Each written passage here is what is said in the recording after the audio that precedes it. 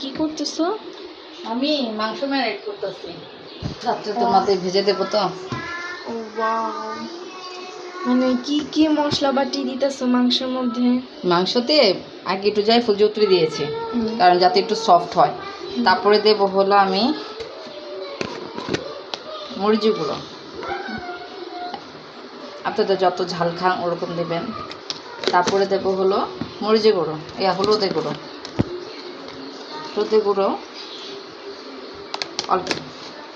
তারপরে দেবো হলো, এটা হলো তান্দুরি চিকেন মশলা, তান্দুরি চিকেন মশলা দিব। আমি কোনো পাকা রাঁধুনি না যে বলবো যে কত স্পুন দেবেন, কত চামচ দেবেন, এটা ওটা। আমি যেভাবে নর্মালি ঘরে বানাই সেটাই বলতেছি। দেবো লবণ, লবণ এতটুকু দেবো।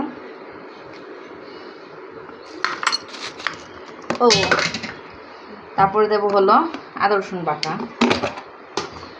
এটা আপনারা মানে একবার করে রাখলে ডিপি অনেক দিন রাখতে পারবেন, আর যখন মন চাবে তার আধা ঘন্টা আগে বের করে আপনারা খেতে পারবেন। তারপরে সব কিছু দেওয়ার পর দেবো হলো সসটা এখনও ইনটেক দাঁড়ো পর্যন্ত। তো সসটা দিয়ে দেবো, সস ছাড়া ভালো লাগে না। তো এখন সব কিছু মাখাবো, সুন্দর করে মাখাবো। মাখানোটা পুরোপুরি হয়ে গেলে মাখাটা হাত দিয়ে মাখাবেন, চামচ দিয়ে মাখালে আমার কাছে টেস্ট ভালো লাগে না।